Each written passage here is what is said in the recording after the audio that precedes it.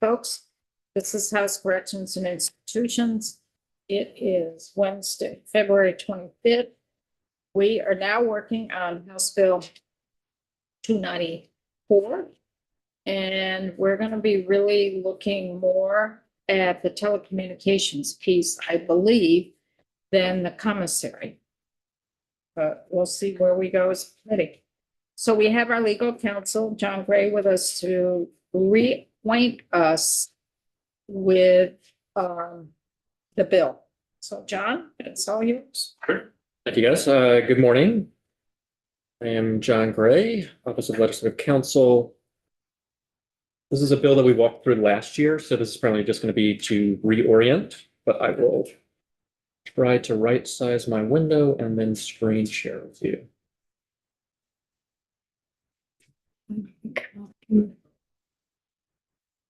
I believe I gave a copy last week.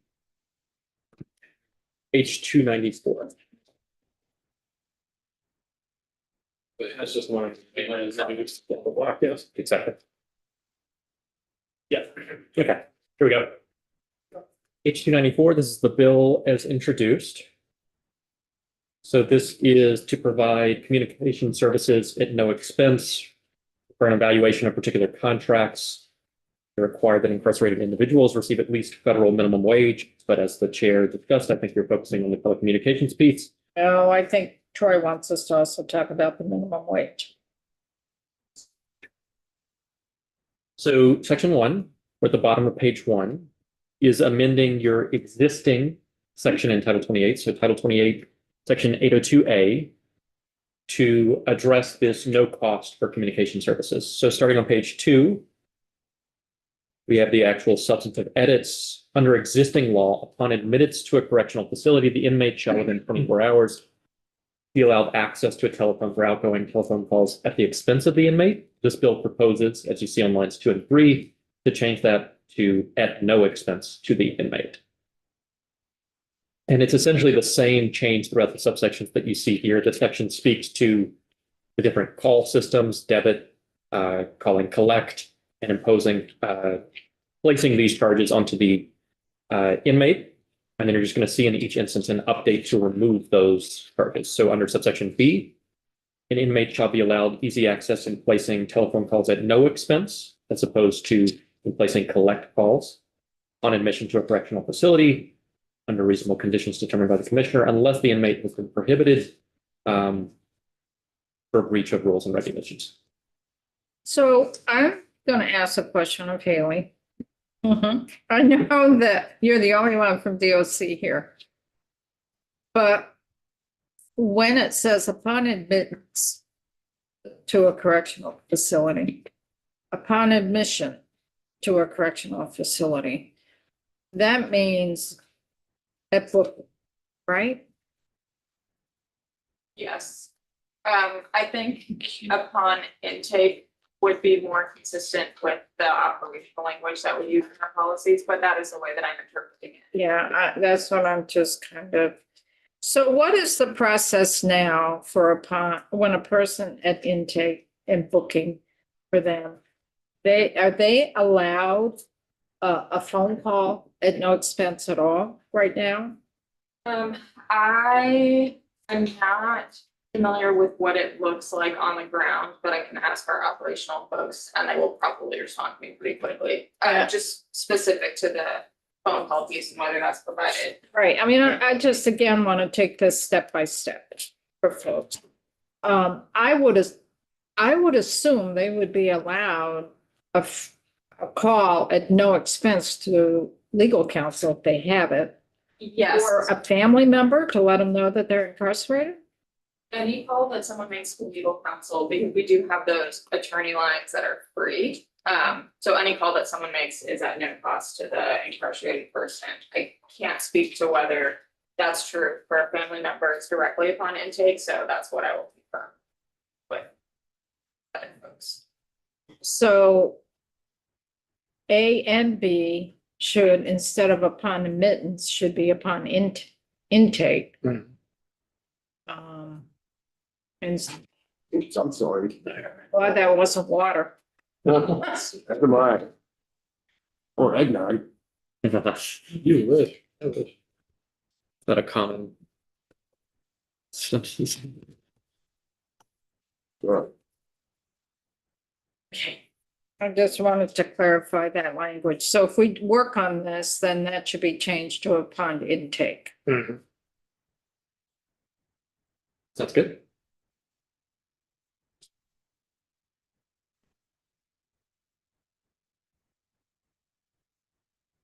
Just to confirm, So what is the difference between A and B? I mean, this A is talking about within 24 hours. So I'm assuming that's booking. And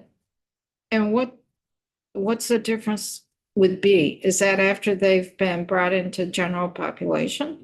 so A is speaking to within 24 hours offered currently under existing law at the expense of the inmate. Right. And B is saying you get easy access. And then it's saying, but if you've reached particular rules, you're not extended this privilege. So it says upon admission. So does that still mean? But this would be ongoing. A speaks to just the 24-hour period.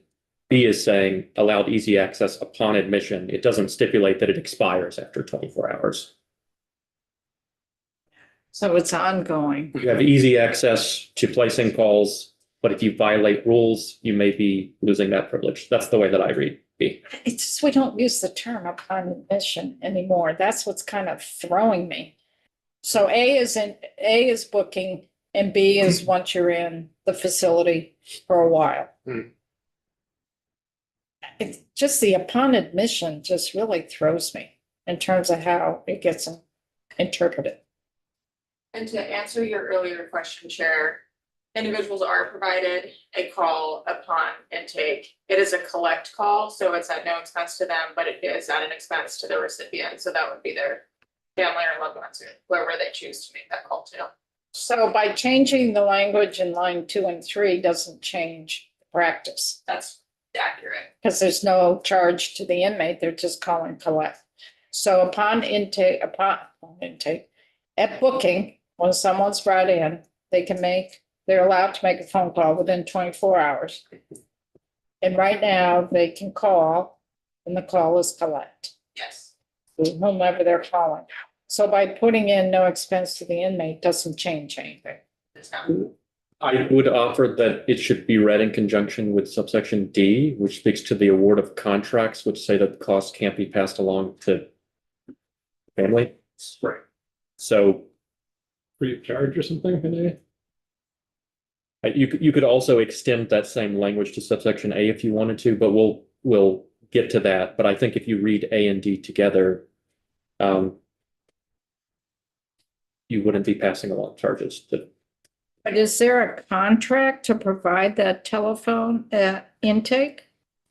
That is not the contract I think that this legislation is in reference to. It's not the same as IC Solutions. It's a physical line instead of the tablets. At booking? Yeah. So it's not part of the contract. Yes. So that then makes it not connected to D, right?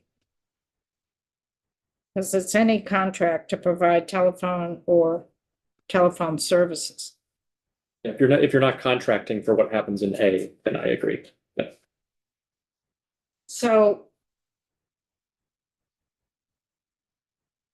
the proposed language in A doesn't change current practice. Okay? That's- It's not an expense to the person coming in. They are allowed to call, but it's a collect call.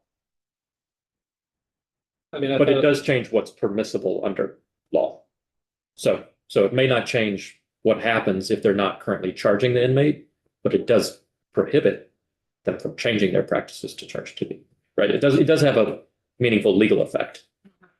but I thought I understood the intent of the bill, I think, to be that there should be no onus upon the inmate or their network of support, whether that's family or whoever, in which case we do want to change it to free of charge, do we not? As opposed to let's just put the burden on somebody other than the inmate. Right. Well, if it's free of charge to the inmate, they can still call collect. Right, but I thought the intent of the bill was to avoid that charge on someone else too, in which case you need to put in free of charge as opposed to just free to the inmate. You would just add the language in subsection D to A, where it says no cost to inmates, to their families, and to others communicating with inmates. Yeah. Because that would be the sponsor's intent. So that's a policy decision that we need to make. Okay. That makes sense to folks? Yep. I see a lot of blank stares sometimes, so I just don't know how to interpret that. Okay, I readily accept the blank stares. no, it's not. Oh my God. Well, aren't we really trying to say that DLC is gonna pick up the charge? Isn't that a simpler way of saying it? That's legalese. Well, I understand, but Say if we start listing all the people who aren't gonna have to pick up the expense, it's easier to just say who is picking up the expenses. But is there a cap on this or is it on? Yeah, so unlimited? one call.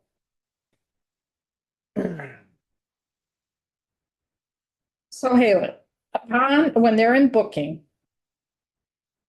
how many calls do they allow? Do you know? I can check. Booking is very different than once they're within the facility as a sentenced or detainee. Okay? When they become part of the facility as a sentenced person or detainee, DOC works through with the inmate in terms of a list of folks that they can have access to. And there are folks that they deny access to. For security reasons, for protection of the victim, that type of thing. But upon, when they're in intake, are they allowed one phone call? Or are they allowed 2 or 3 phone calls?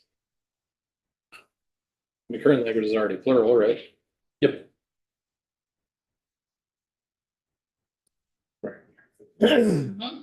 It's at least sufficiently capacious to capture that if that's what they're doing. But it may be that they only access it once.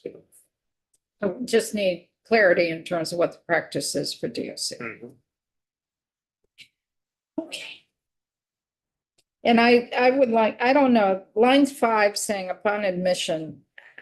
Is there a better way of stating this? We're talking about folks who are detained or sentenced folks.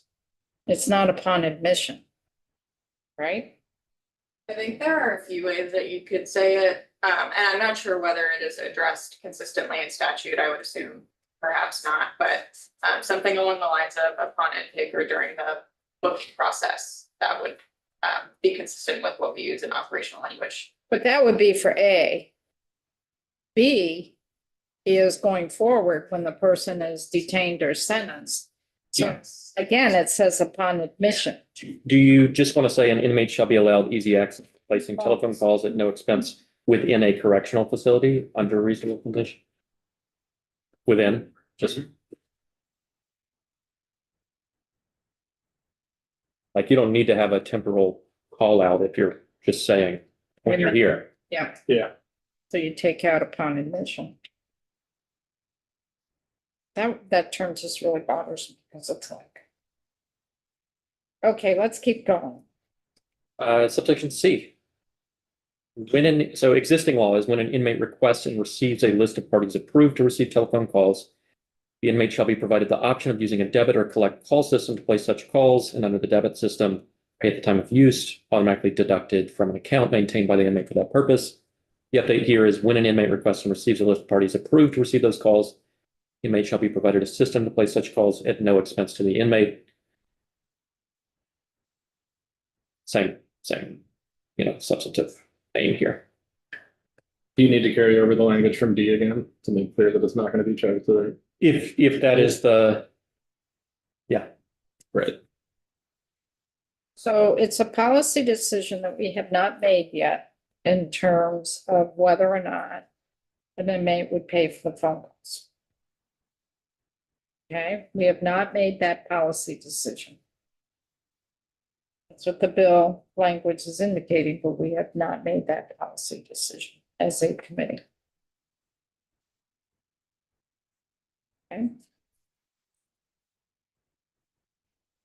subsection D, which we've already talked a little bit about, but any contract to provide telephone or other, which will come to an E, or other communication services to inmates in state correctional facilities shall be negotiated and awarded in a manner that provides for no cost to inmates, to their families, and to others communicating with inmates. That last set of call outs, inmates, families, others communicating with inmates, is what's being proposed to be potentially added.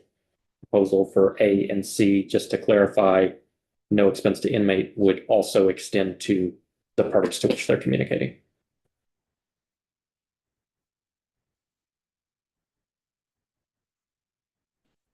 Subsection E. The department may supplement telephone use with other communication services, including video and electronic communication services, provided that any other communication services shall be offered at no expense to the inmate. Same concern would apply to this final call out, but subsection E is adding, you can use other communication services. If you do, don't subject those to charges as well.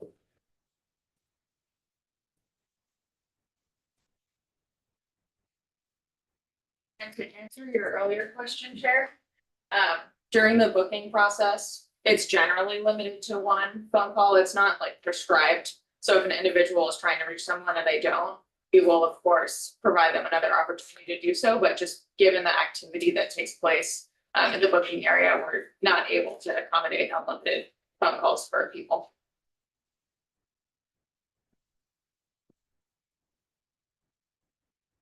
So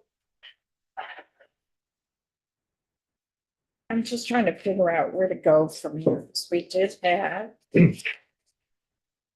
this document from DOC. I feel like I'm flying this by myself right now. And it talks about the call volume and calculating if DOCs to absorb the call fees. What DOCs Incorporate is projecting is about 406,000 a year to cover phone and video calls. That's what they're projecting.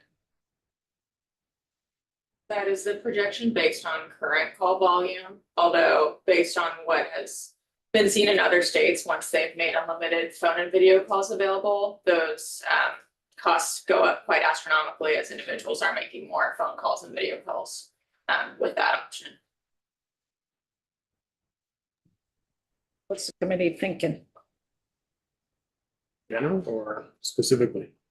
The telecommunications? Sean? I remember last time when we were talking to John about this, weren't we gonna put some kind of cap on this so that it wouldn't go crazy? And I think that Haley, you might have mentioned something about that, but I just kind of think, do we want to write that in so it doesn't become $1 million? Yes. Do we have consensus within the committee on what we're trying to accomplish? That's what I'm trying to find out. Oh, John? And then, not John, Oh, Connor, okay. and then James. I'm interested in moving forward.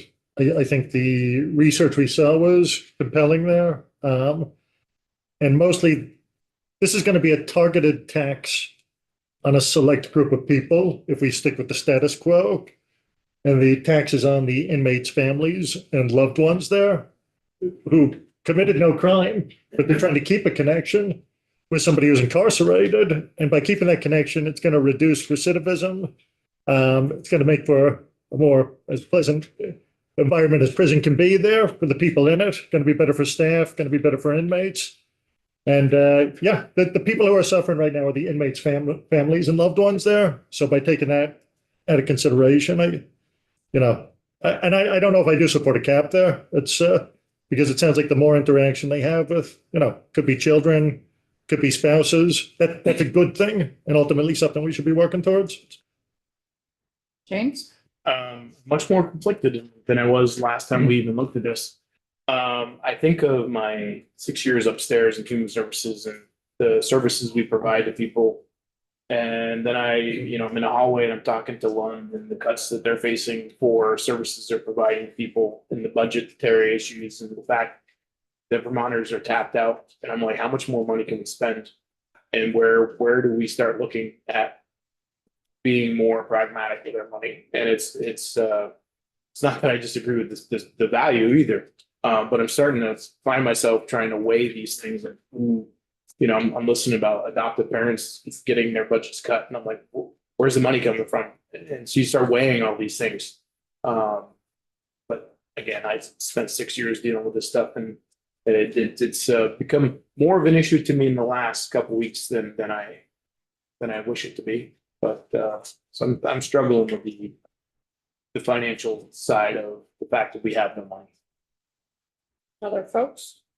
Joe? I think we touched on this, I don't know, sometime in the last couple of weeks, but I think there's some opportunity to redivert the commissary commission revenue stream to supplement telecommunications at some level. So it appears as though the people paying the commissary commissions are getting very poor value for those commissions. It's in practice right now. It's all beaten up by the rec director payrolls. They're getting crumbs after that. So you're saying the proceeds from the commissary could go to offset the cost? In part, I that's what I was thinking. So it's the thought. Mary? My concern with this, and I'm all for the communication, but I'm wondering if we should start this like a year to see what actually comes from it. Because just like when we did the MAP program, that went right through the roof, and that was not the intention when we did it. And I'm a little bit concerned about this taking a bit of that direction. I'm all in favor of it. And I appreciate the fact that folks think that recidivism and that is lessened or that, but we really don't have any factual data that shows that. I would, love to see something that actually codified those kinds of statements. But I think to begin with, I would want to see possibly some kind of cap, and I don't know what that looks like. But I am very concerned with other programs we've started that have just escalated off the charts. Other folks? Yeah. Well, I thought one of the things that we potentially, I guess, kind of building on Mary's point about, just not letting it blow out of proportions from what we're expecting it to be, because it is going to be volatile since we don't know what the call volume will be like. But I thought that we were discussing potentially just doing the phone, like the actual telephone, and not the video calls. And could that, because the way I read that language a second ago was that was all included together. Is I wrong on that, Haley? here it says 405,000 Yes. to cover phone For and phone. video. Yeah. And video. So it was including both, but I thought we said we might potentially separate it and test out just the phone call. And then if it's stable, it's financially solvent, then expanding over to the video. I'm not remembering the contract. Well, is it meaningfully different, the charge for a video minute? It is different. It It's is. in this document.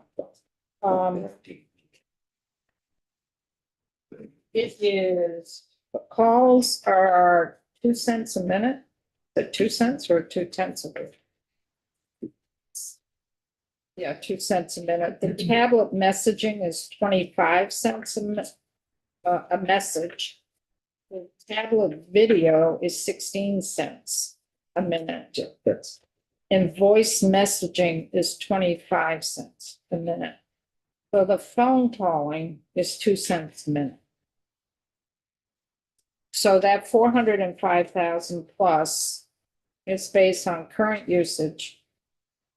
And it is based on both phone call and video calls. For that. You gotta go to your document here.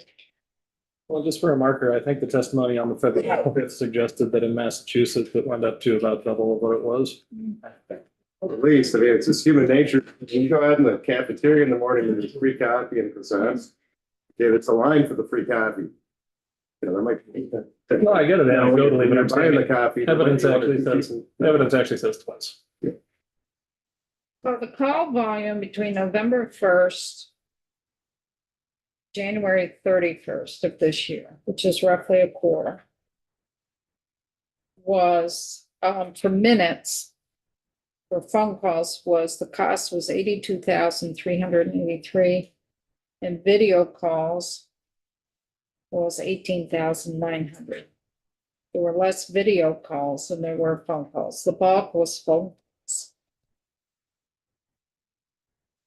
What's the average length of time? Do you know, Haley, or folks who spend all now? I don't off the top of my head, but I believe we could pull that. This one was it 10 minutes, 5 minutes, half We an can- hour? Hold on, I can We do could probably that figure that out. math real quick with this. Well,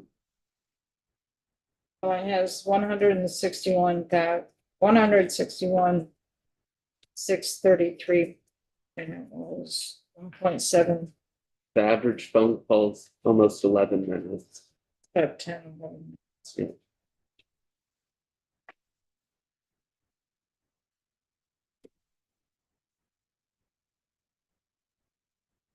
Their thoughts?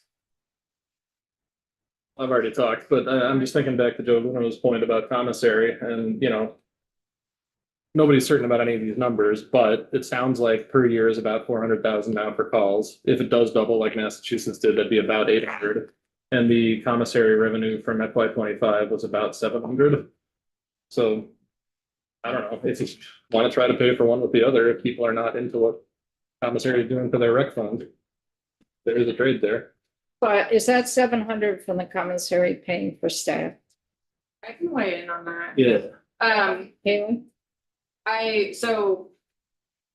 did send Rec Luno and Rec Winters the breakdown of all of the commissary revenue and how exactly those were split out per facility. A majority of those, the revenue does go towards supporting those recreation coordinator positions at each facility. I don't have those exact breakdowns in front of me, but I can find them.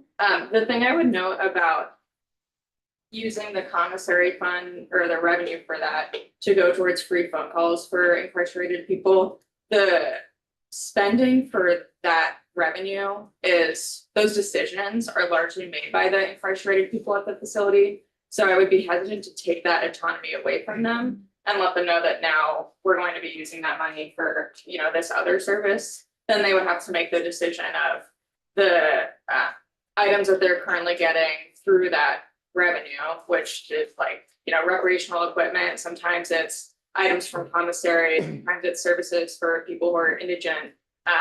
They would now have to assume those costs. So I would recommend that if the committee wanted to pursue that option, that we actually poll and survey the incarcerated people as to what they want. As I don't feel comfortable taking that autonomy away from them. Yeah, I just for that. So the autonomy they actually have is over very, very limited. Can I ask a question? Sure. Do the inmates currently have the ability to designate usage of those funds for these purposes? Meaning that they are currently making the decision not to dedicate these funds to these purposes? I don't know that it's out of the question, and I don't know that it's something that is like Live, yeah, explored. yeah. I wouldn't say it's impossible. I think that's a fair question. Other thoughts? Yeah, well, the only challenge with that is under the current system. Let's say the telecom usage were an option. There's no money there. It's like, I'm for your document, but there's like what is it, $20,000 a facility or something? I'm just pulling a number out. It's not very Yeah, much. after factoring in the positions, the funds are, it certainly would not cover the cost of doing from the video calls. I think it is an interesting idea to explore as to whether those remaining funds should be diverted to cover those costs. I would just want to provide the incarcerated people with the option to make that decision. So I think it's an interesting idea, Representative.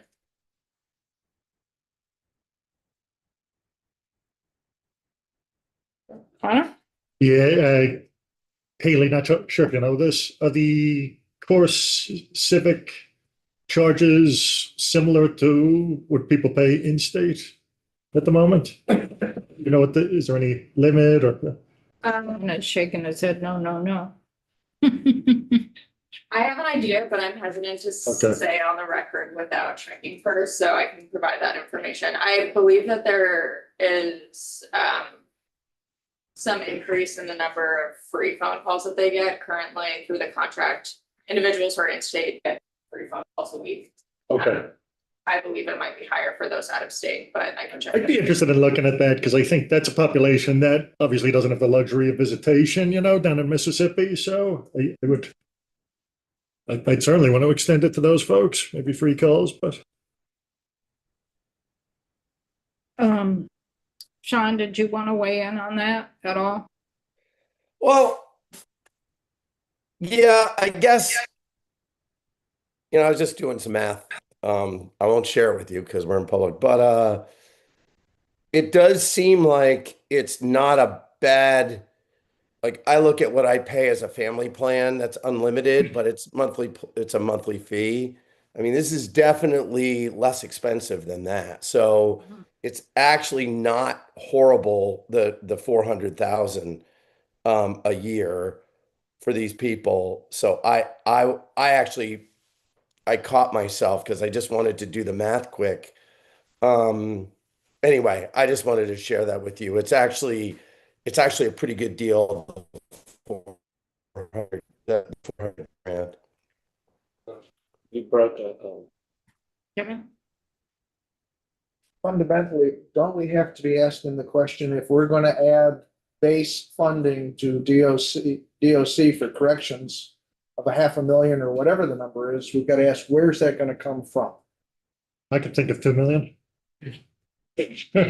Well, I'm saying, that's the question. If we're gonna add these services, where are we going to cut back? But sure, to me, this is much more tangible than pretrial supervision. I hear you, but that's the question. I mean, the rates are based on the fact that they're providing hardware at no cost. Mhm. So they've got to cover that plus the usage.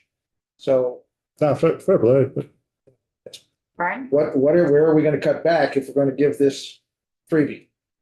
Well, I just want to make sure that that is the only discussion that we need to have here. I wanted to make sure there isn't an objection to the notion of providing this kind of a service. Does anybody feel that inmates or their families or whoever the network should be footing this bill?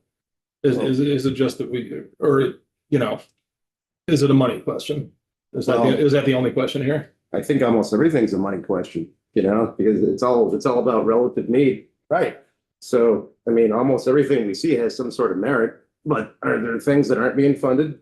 Like, I don't know, like residential mental health beds or I mean, you can make a list of 50 things that have more merit than this. And I think the answer is yes.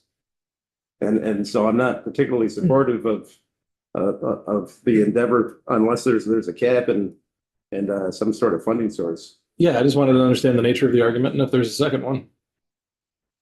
No? Well, no, I agree with what Joe said with that, and I guess I'm looking at the cost also at the other side of the spectrum that, what we saw over the fall and the summer where there were people denied access because their accounts were being transferred over. I just worry about, what kind of liability we run if we don't make things like this accessible to people. So I look at it at a cost that way. Could it be a lawsuit? Could it be, something else? But also maybe that's a little too, I don't know, over the top. Other thoughts? So I've heard a variety of things. I've heard about the unexpended funds of the commissary maybe be used to offset the cost. I've heard if we did something like this, there's a cap. I've also heard, let's see if we can look into this a little bit further before we jump off and do the whole thing. Afraid that it's just gonna spike. We open this up immediately. Sean? I mean, this is a question for you, Alice, really. Is it realistic to think that we can take the money if we don't do the pretrial supervision? Can that money be reallocated to this as a funding source? That would be a proposal this committee would make to appropriations, but they're the ones that would make that final decision based on our recommend.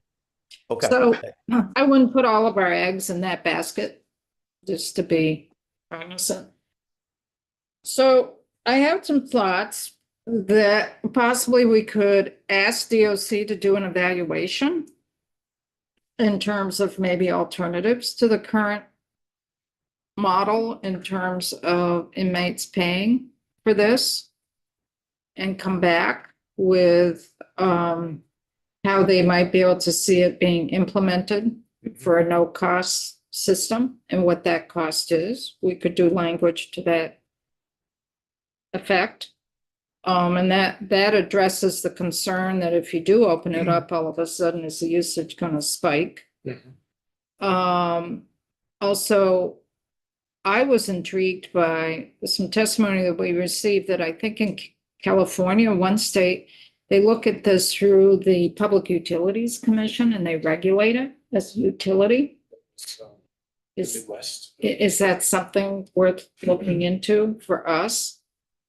That even if DOC continues contracting it out, that it's really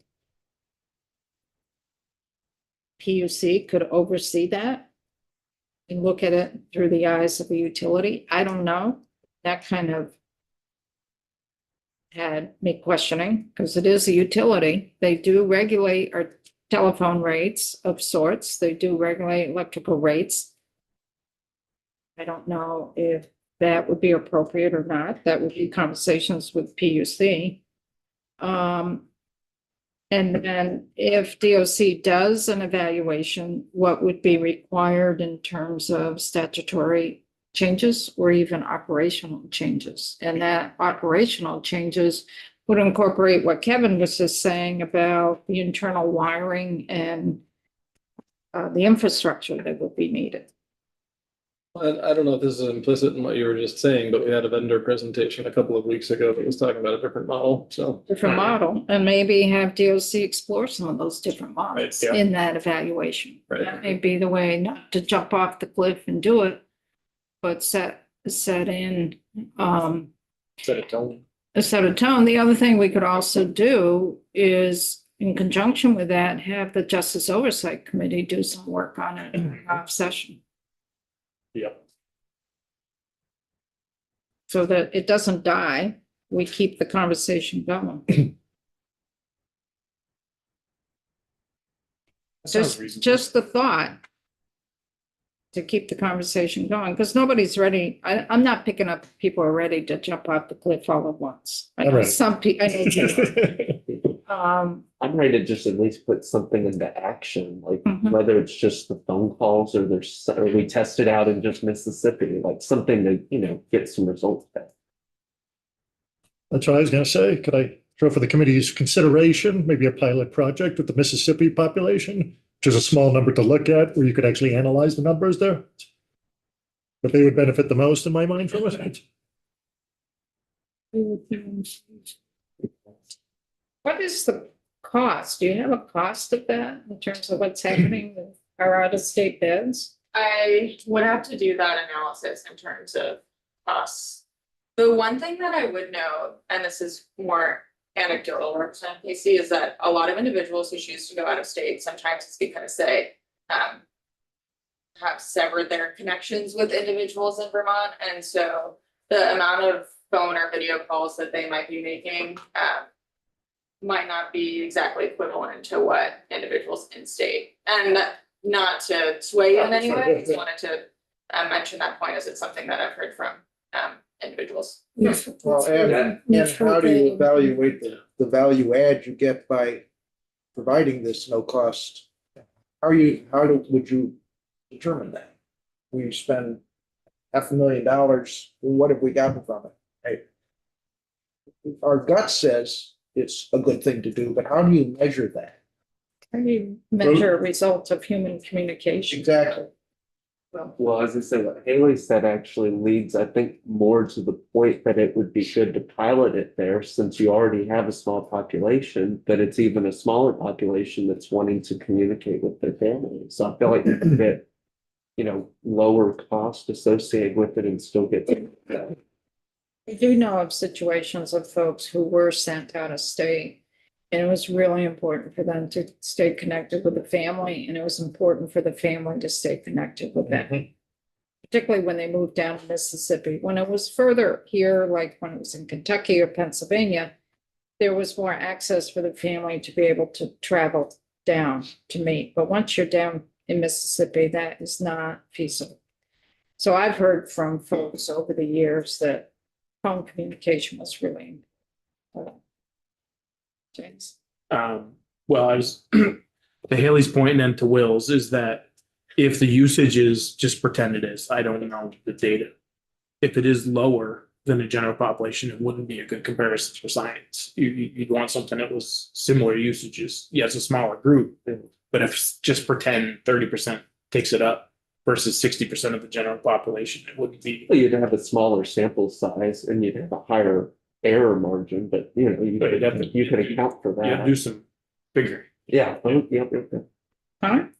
I mean, I will just say some of this stuff's not going to be measurable, right? Like, but we do it anyways because we bring Lund into the Chittenden facility so people can talk to their families. And we know that has intrinsic value, just the human level of it, certainly. And, whatever national data we see suggests that reduces recidivism. But I don't think we're going to get the data necessarily of how many visits you had with your kids, how that, you just can't do it.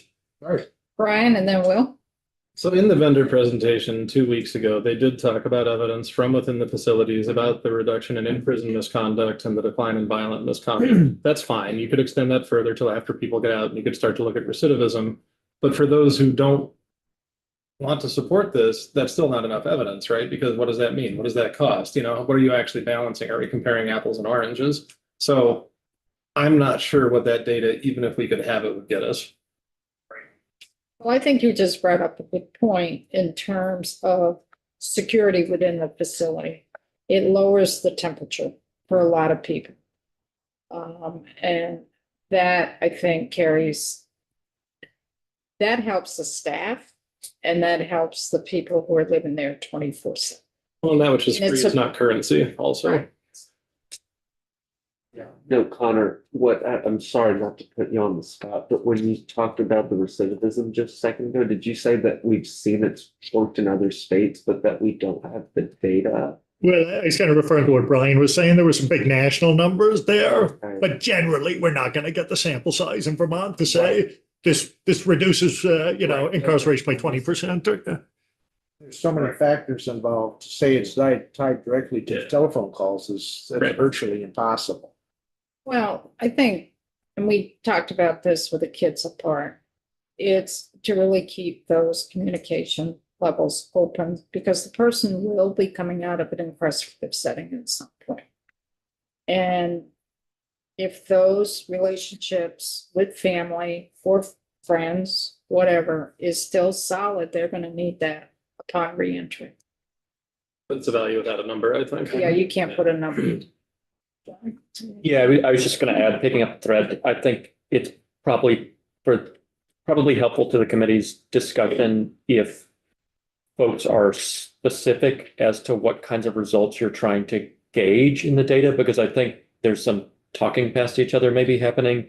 If the point is just about gathering physical information, expected usage rates, so you can know what to expect in terms of costs, that's one thing that might be achievable in terms of the data that you receive. If it's instead a point about recidivism or those kinds of things, just as a practical point, you're probably looking at a time horizon for determining any of those results that doesn't allow you to make a decision, in which case I think you're stuck with existing data on those pieces. So just being specific about what you hope to gain from a pilot or smaller thing could be helpful in knowing whether or not information you could gather it's helpful to you or not. So just specificity, I think, is. So what I'm picking up from committee is the fear, maybe not so much the fear, but the unknown in terms of what the cost would be. And the balance we need to do with our budget. And that is related to the spike in usage. We don't know what that spike would be. And then, yes, you get a spike, but over time, does it level off? And then what is the cost? So that's what I'm hearing in terms of what the real issue is. For that, correct me if I'm wrong, but that's what I'm hearing. That's. Yeah. So you had your hand up in the. Well, I mean, to the, to John's point, the actual, you can never measure the impact of human interaction like it's a widget, you know. I mean, obviously there's some inherent value in keeping communications lines open. I just don't think there's enough relative merit here compared to things that we all acknowledge almost universally we need and don't fund. That's all. Okay.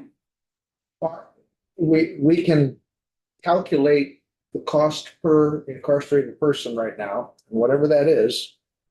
The question is are we willing to spend X more? And if not, we got to say, where's it going to come out in some other service? That's the first question we got to ask ourselves, because we don't have an increased budget as far as I can tell in the 2 years. We have so much. So that's the first question I think we have to ask. Is this more valuable than something we're already doing? I, for one, think that safety of everyone in the facility is the top priority, and I am frustrated that we seem to think that we just can't guarantee the safety, whether it's bullying because of their gender or the need or desire for drugs that somebody else has got, or I'm small and you're big, or whatever. That safety, it should be number one within the prison. And that's where I think we should be putting the money, as opposed to so many other things. I'm sorry for the soapbox, but these are little Band-Aids where the most basic function of keeping people safe and not fearing that for their life and not being able to sleep at night. And I'm not trying to be melodramatic, but we just talked about single cells and people deciding they want to be transgender so they can get into a single cell. I mean, these are huge things because of safety. That should be the number one, in my opinion, not telephone service.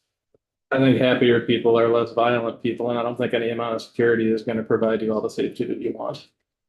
Well, but an example would be, and we've brought it up before, is the body cams on the parole or the officers inside. So that would say, hey, I've got proof positive that what's going on here is appropriate.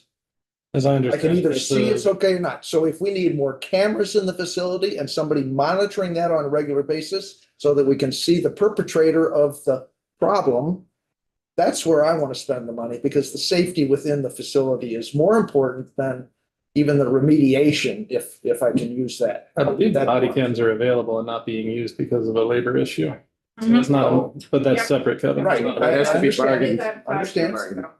We did that 5 years ago. Yeah, understand. Yeah, and I just want to go back to one point, because I do believe this is an economic justice issue. Somebody is paying for this, right? And it's not the inmate.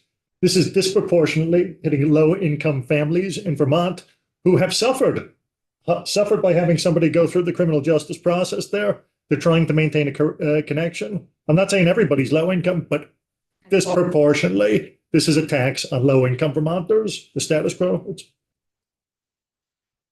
So I put out a thought in terms that DOC might be able to do a comprehensive evaluation of this program, what it would take if we took over, if the state paid for it, what it would take, and any alternatives to the current model.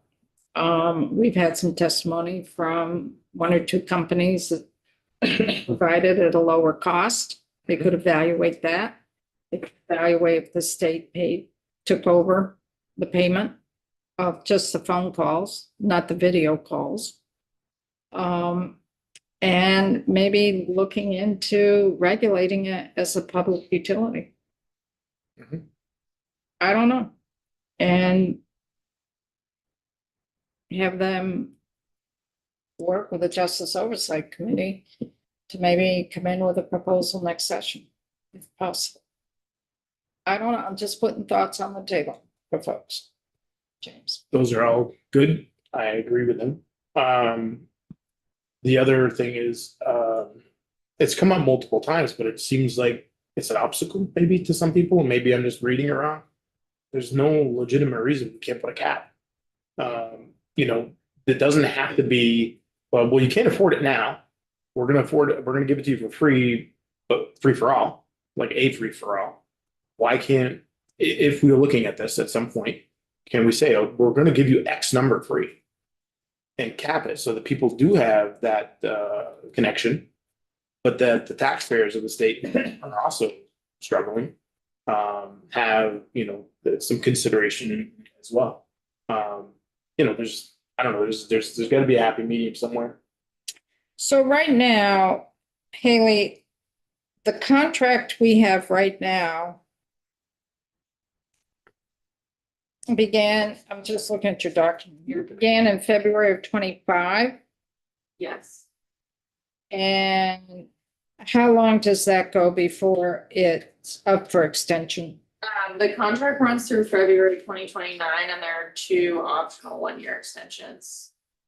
So we're locked in for another 3 years unless we break the contract. Yes. Or you honor the contract, you know the calls that are being made, but the DOC picks up the minutes and pays the contractor. Yeah, that, I'm not sure, I haven't looked at the contract in depth recently, if that would require a contract amendment, but that's also an option.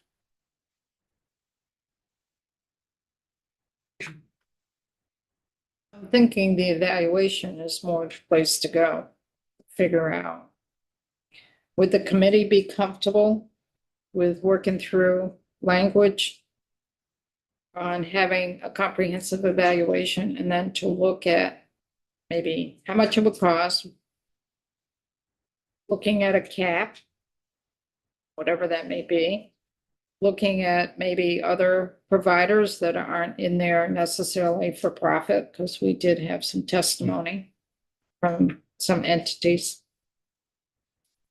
and possibly regulating it like a utility, but that's looking at PUC. And then any statutory changes that would be needed or operational changes that would be needed. I mean, can I assume we're agreeing to that as a framework now? And we don't have to hash out the details, like we could make calls free and cap the video, like that's for then. Right, that's what the evaluation That's, yeah. on that. Yep. Does that make sense to folks? Yeah, I mean, that's what it says. Do you have enough direction on that, John? I think so. So DOC to evaluate this alternatives to the existing model, how to implement no cost to inmates type proposal, examining the set of factors that you guys just described, cost cap, potential providers.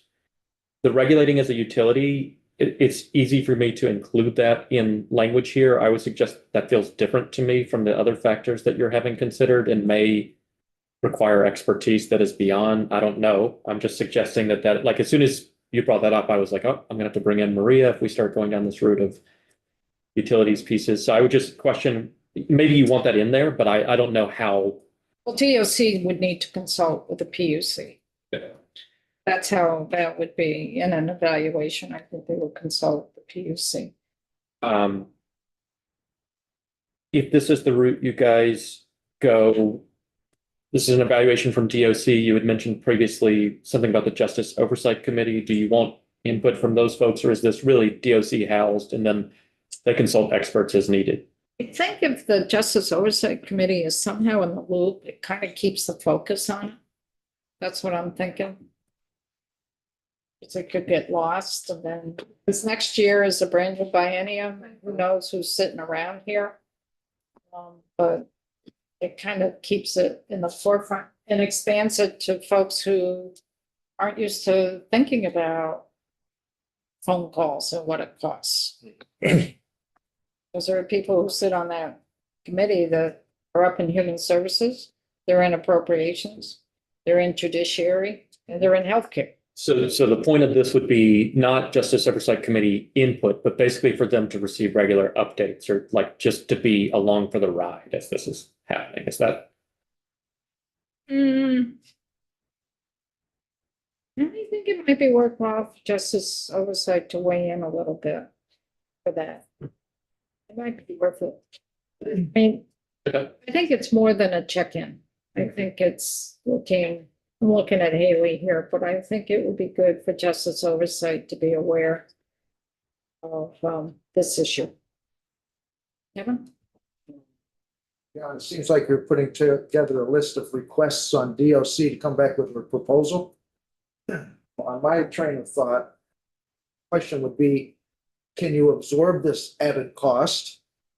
And if not, what services do you need to recommend to take away because it's lower priority than telephone calls? Yep. I gotcha. What would need to be offset? Can you absorb the cost? Because, now I'm shifting a little bit, our education cost problem right now is, in my opinion, the same thing we're doing here with corrections. You just keep adding services and you get to a point that it's not sustainable. And to regulate through the PUC, that's just taking the cost and distributing it over everybody else that's paying the bills. So the cost isn't going to go away. We have to figure out what we're either going to give up or say, no, we're going to pay higher taxes. That's the fundamental question we've got to ask.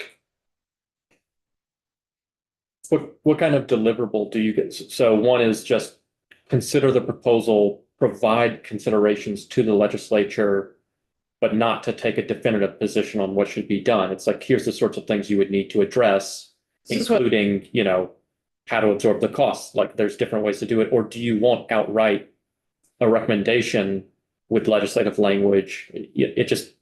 Well, they could do the evaluation, the information, and then maybe do a analysis of, I'm just looking at something here that Troy wrote. A fiscal analysis for alternative telecommunications models, that could be evaluated. And then if you go with the state picking up the cost of the phone calls, then what are the feasibility of doing that? What is the cost, and what's the implementation considerations that would need to be looked at to do that? And I don't know if we want them to make a recommendation to do this or not, or you just want to gather the information and let the legislative body determine if it's worth going forward or not.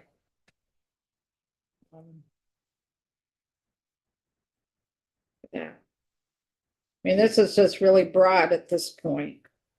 And I do wish that Troy was here because he spent a little bit more time, so it might be worth a conversation with Troy to see if he's got a few more thoughts. He's asking how it's going on this. I said we accepted it and follow his recommendations. Sure. He did I don't not. want to ruin his day. You can let him down later. That's fine. Very good point, Colin. I just mentioned one or two just now, but it's just for DOC to evaluate the pros and cons of going forward with it and try to quantify it so we have a better idea of what the real cost and the usage would be. I mean, we did this with Kids Apart. It was the same thing that we did with Kids Apart. We had them go, and I forgot how we totally structured it, but we had them go and they worked with Lund to figure out if we expanded Kids Apart to other facilities, what it would look like. And they did a survey. They did a survey of the folk in, was it all the male facilities? Just that, well, Northern's the one that had the most. We did the boxes. survey at Northern. We did only at Northern. But maybe there could be something similar to that. The DOC could do a survey. Yeah, Or maybe work with Prin. I mean, that's a great idea. If I could add to that too, Chair, we actually did do much more simple analysis of what it would look like in 2024 after the passing of the Martha Wright Reed Act. And as part of that analysis, we did survey other states in the country to see whether they had contemplated making phone costs free or if they had done it themselves and what those impacts had been. So I think we do have capacity for including information that would be helpful for this body to decide how to move forward. Yeah, is get the information to help us decide. Because I think Mary's absolutely right. You open the floodgates and it could go pew, Oh, yeah. and then it would level off. But on the other hand, Oh, and then we'd have to come back and cut programs or see where we're juggling it. And I want it to be successful, but we can't just give a credit card and say, go have with it. To make a point, air conditioning the facilities might bring the tension down a lot more than having free phone calls to home. And I'm not trying to be funny, that may be a higher priority for the same kind of cost.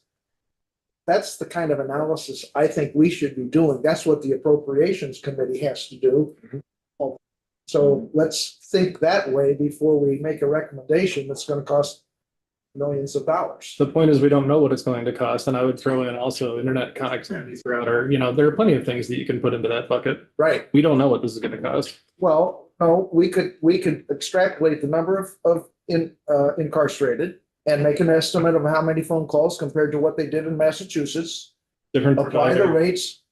different time. Well, okay, but you can make enough estimates on that to come up with a ballpark. I'm not saying we My point shouldn't is do an the estimate. I'm trade-off. saying we shouldn't guess now. Yeah, that's why we want an evaluation. Absolutely. Better information to make a decision. Sean? I mean, Alice, I'm kind of going back to what you were saying. I think that with Kids Apart, the great thing about it when, just because I I kind of got into it last year and learned a lot about it was that, there were two really good things about it. They had a lot of data about how that money spent really did show real positive signs with mothers and kids keeping those connections and mothers coming out of being incarcerated. And there were some great success stories. Also, there was a budget. I'm not saying a cap, but we gave them a certain amount of money to do it with. And I think everybody felt pretty good about that last year because they knew, okay, good outcomes, and we know how much money we're spending. And this is like, are we getting the outcomes and how much money are we spending? So those are, to me, two things we need to overcome. And that's why the evaluation from DOC would help. Yeah. For that. James? That's another thing Kids Apart's been mentioned multiple times. We still can't afford to put that everywhere. It should be, so, I mean, we're balancing stuff. It's our job to balance stuff, but just throwing it out there, that's yet another issue. But that feeds in, if Kids Apart can't be spread out to the other facilities, it allows those parents in the other facilities to keep access with their kids through a phone call. Oh, I don't necessarily disagree. I'm just saying that there's a lot of things to put on the table. Sean? I mean, this is probably Haley's going to have to answer this, or John, but could you, and it might not work. Anyway, could you use free phone calls as a carrot to people inside, the correctional facilities? And listen, if you're acting up and you're not towing the line, then you got to pay for your phone calls. But if you're an ideal person in there and you're doing a great job, then you get to use the phones for free. I don't know if that's a good or bad thing, but I just wanted to throw it out there. That's a fair point to raise, Representative Sweeney. I know that there are systems that do use incentives to incentivize good behavior, and that there is some research as to what types of incentives are effective and what might not be. I have not seen any information out there, not to say that it doesn't exist, around using free phone calls as an incentive, so I would be hesitant to speak to that right now. Okay. And we were careful in Kids Apart that we did not try to do disciplinary situations to keep them away from visiting their kids through Kids Apart. I don't know the answer as to the permissibility of doing something along those lines, but would note that existing law does condition access to telephones on not being such, right, the sections that we just looked at, and I can show them to you if helpful, but under subsection B, Yeah, it's already there. this is existing law, we do have inmate allowed easy access and placing those calls unless the inmate has been prohibited under section 853 regarding punishment for a breach of the rules and regulations of the correctional facility. So subject to other statutory procedures and rules and regs that the department has, breaches of those can result in loss of your privileges. Management tool. Well, but to Sean's point though, is that whether, whether the data is there to support whether or not it's a good management tool, that's a totally different story. But yeah. Anyway, I agree with the chair about your proposal about how to move forward with this. So I'm looking here at one thing that Troy wrote. In terms of what the report, if we did an evaluation in terms of what the recommendations might be. A summary of what they looked at, detailed cost modeling and comparative fiscal analysis of alternative telecommunications models that were evaluated. Feasibility finding in terms of how feasible would it be to go forward with maybe DOC providing at no cost, and implementation considerations of that, and any recommended legislative action. And then a proposed timeline to implement so that that addresses Mary's concern. And then he also wrote there might be able to be some measurable performance metrics for evaluating outcomes, but I think that would be a little difficult. But I don't know. So those are some of the thoughts in terms of what the report would encompass. Mhm. For that. So does that make sense to work on some language for that for us to come back to? Does that make sense to folks? Yep. Sounds very possible to me. What is, we're all up against crossover the week we come back. What is your time frame for tomorrow and Friday? I hate to do it, but Easy right now on Friday. And I plan to be in here for most of tomorrow afternoon. The question would just be if I'll have something drafted by that point, which is possible.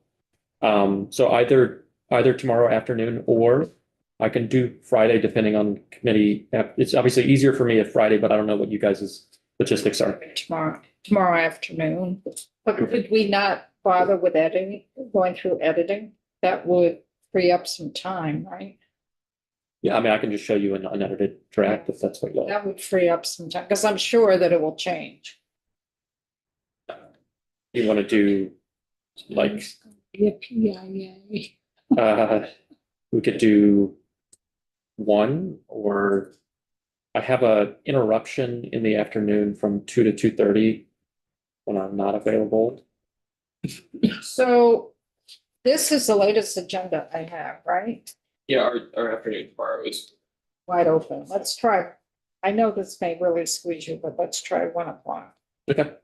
Just flagging, sorry, and I know this is not considered on my availability, but we'll be in house judiciary at that, so there's not going to be a DOC representative. How long are you at? Testimonies from 1 to 2. Oh, we'll do it without That's DOC. okay. But I if just you wanted could to share let the you know. language with at least Haley, that you could then get it. Yeah. That's fine. It's just down the hall, so. Yeah, well, if it ends early, I can pop over here, but. Because we also are trying to get out roll board. I really want to get out roll board, possible vote tomorrow. Yes. Is it not feasible to do 2:30? In which case, like, are those flippable is I guess my question. It's not a problem for me. I'm just suggesting if you're trying to increase. It's hard to think, what else? Let me see. I really want to finish the parole board. They're scheduled tomorrow at 8:30. So we have a new draft coming in. I really want to get the parole board out this week. Got the license thing to do, driver's license. That's just a vote. That would be great if we could do that maybe today or tomorrow. We haven't heard anything from Senate. They ended up not voting today, but I can connect with Megan. on Yeah. Gender equity wasn't gonna get ready until Friday? Friday, yes, when she's gonna be draft. It's Friday.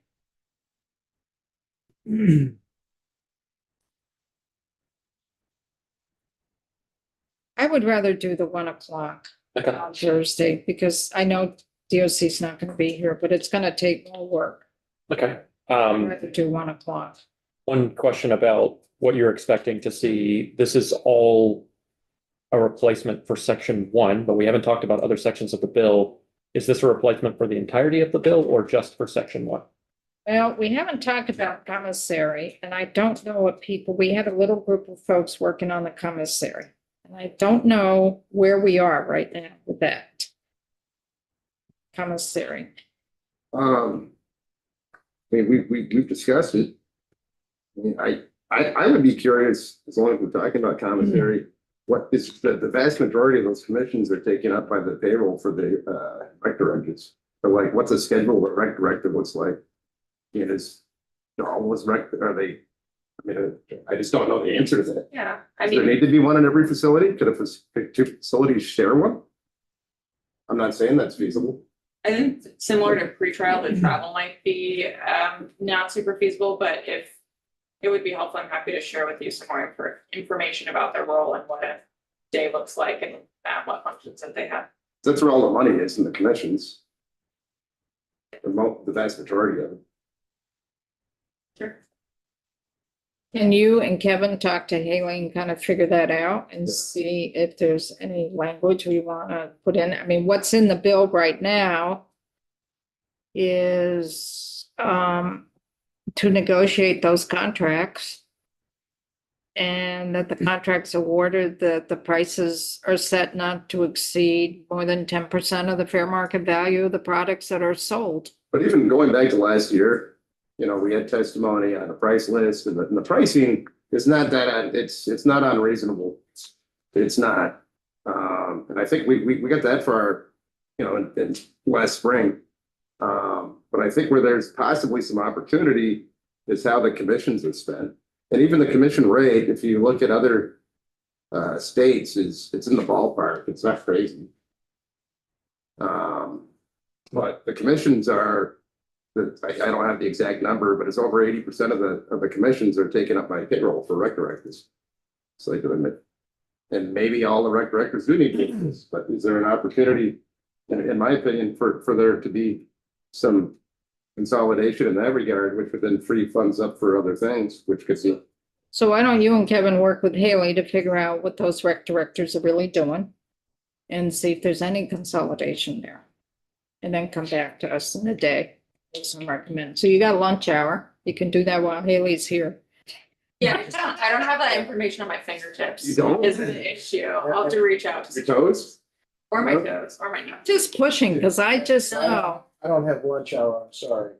So for tomorrow, the thing I'm bringing is not something with a vision of voting. It's just a Right. draft of a section. I'll just do it as a standalone thing. It's not even We can in the figure form. if it's a strike call or whatever. Exactly. Yeah, we'll worry about that later. And I may want you to hook in a little bit with Troy, because he did miss part of this too. I think that would be important. But don't worry about putting it through editing, because that takes up more time. And because we'll change it anyway. It's my thinking for that. And on the pricing of the commentary items, I'm assuming, and I'm emphasizing the word assuming, takes more labor and time to restock the shelves within a corrections facility than James's shop mart, gas station. So you expect the cost to be higher. There's more involved with doing that service in correctional facilities than in a mini mart. It's just the reality. They've got to make a profit just like James has got to make a profit. So the numbers did seem reasonable, is what I'm saying. Yeah, I think unless somebody remembers it differently, I think we got that for our last year. Okay, it's lunchtime. It's noon. Thank you, John. Thank you, John. Appreciate it. And I don't know where Troy is, but I would like to hook you and Troy up and me a little bit before you I'm get. sure he'll be perfectly happy with our progress here this morning. I don't know. We're not talking about wages, so who knows? We didn't talk about that this morning. He's got to go for that as Well, well. hold on. You will be. For a ride. So I'm gonna look at the schedule here. So we're the lunch, and then we're back here at 1:00, and we are gonna be talking again about pre-trial. Thank goodness. Oh, we've got, Yay. we don't have anything scheduled for 2:30, or did we put Are some? we still on? Do you have my? Yes, we are. I really want to resolve. I'm Folks, we're on YouTube still. I really want to resolve how we're gonna move forward with pre-trial. So we're here at 1:00. We'll go from there, but I really want to have a hard conversation so we can get off the dime on this. It seems to me that's a huge opportunity for us. We have the governor recommending more money. We've got testimony that says there's success. It seems like that should be, The more money was in pretrial supervision, but the success was in the docket Right. accountability, where the money is not with the accountability. So that's what we have to figure out. it sounded like the personnel may be able to. So we're back at 1:00, and we'll talk with